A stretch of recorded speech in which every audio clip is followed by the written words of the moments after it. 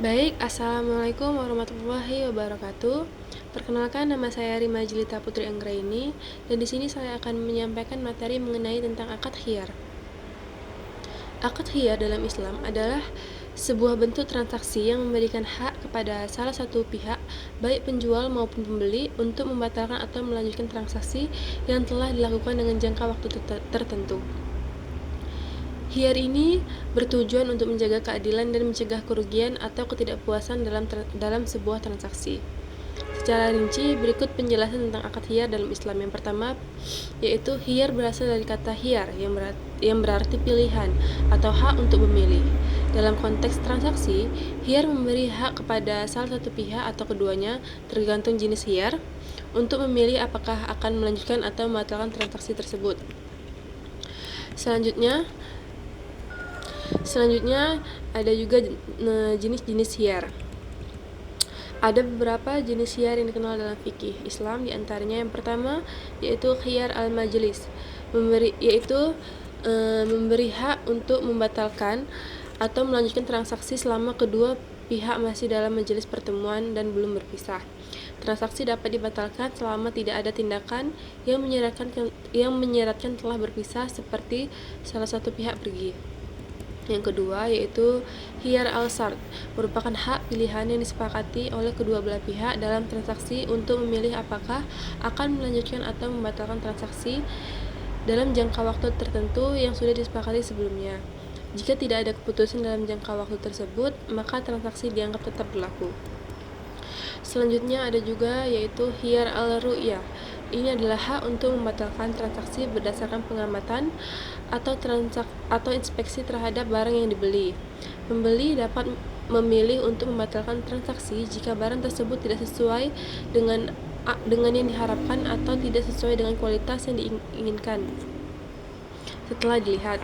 Selanjutnya yaitu khiyar al-aib, memberi hak kepada pembeli untuk membatalkan transaksi jika ditemukan cacat atau kekurangan pada barang yang dibeli setelah transaksi dilakukan, dan cacat tersebut belum disepakati sebelumnya oleh kedua belah pihak.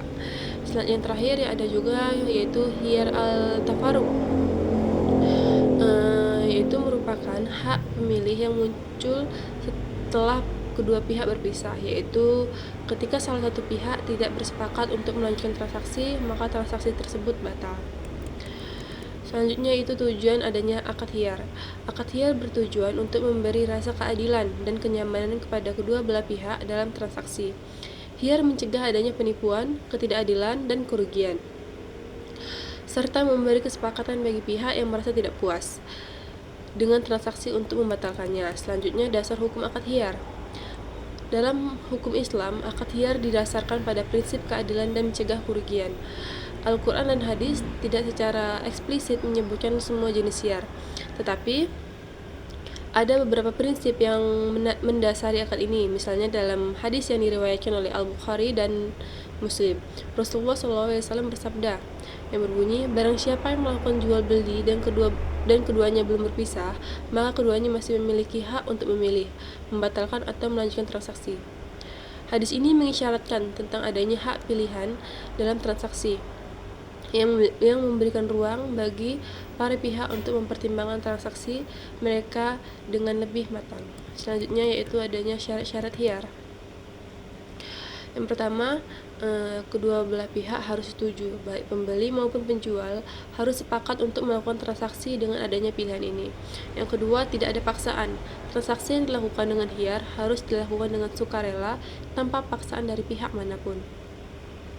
Selanjutnya, tidak bertentangan dengan hukum syara. Khiyar yang dilakukan tidak boleh bertentangan dengan hukum Islam. Misalnya, transaksi yang mengandung unsur riba atau penipuan. Selanjutnya, jangka waktu tertentu. Pada beberapa jenis khiyar, seperti khiyar al-shart, harus ada jangka waktu tertentu yang telah disepakati oleh kedua belah pihak untuk memilih apakah akan melanjutkan atau membatalkan transaksi.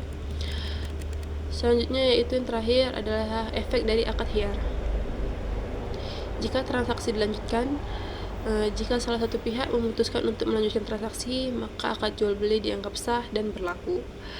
Tapi jika transaksi dibatalkan, Jika salah satu pihak menggunakan hak hiyar untuk membatalkan transaksi, maka transaksi tersebut batal dan kedua belah pihak tidak lagi terikat oleh akad tersebut.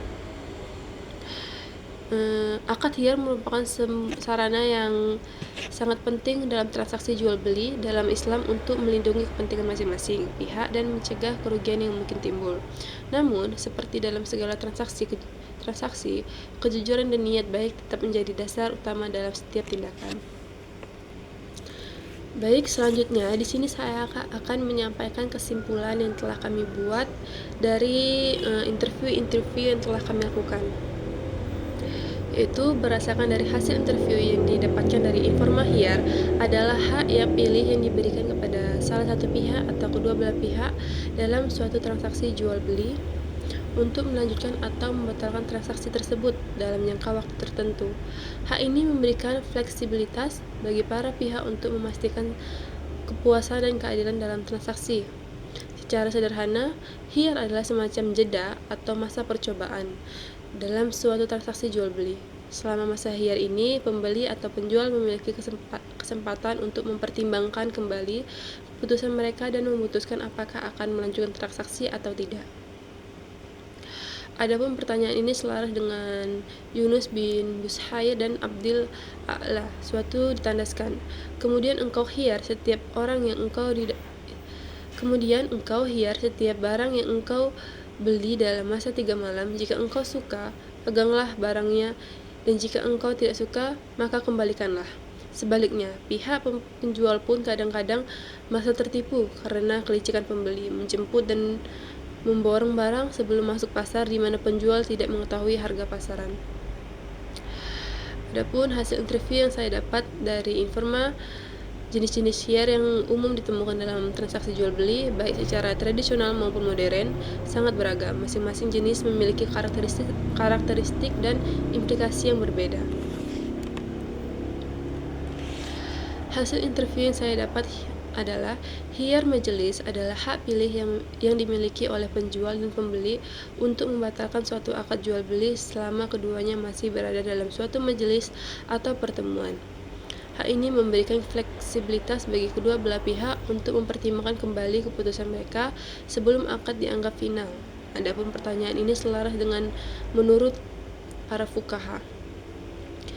Hiyar pada dasarnya memberikan suara pada pihak-pihak yang terlibat dalam konteks atau membatalkan hak suara atas transaksi yang telah terjadi. Karena hak hiyar ini menjadi peluang bagi para pihak untuk membuat pilihan yang lebih baik.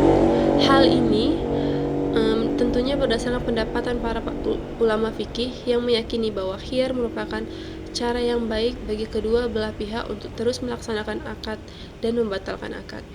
Selanjutnya yaitu secara umum, para ulama sepakat bahwa selama jangka waktu hiyar, akad jual beli masih dalam keadaan gantung atau belum sempurna.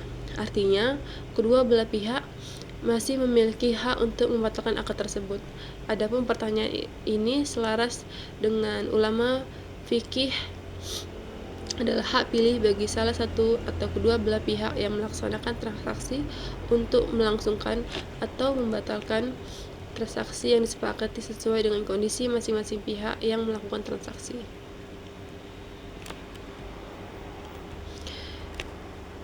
Yang terakhir, salah satu pihak dalam suatu transaksi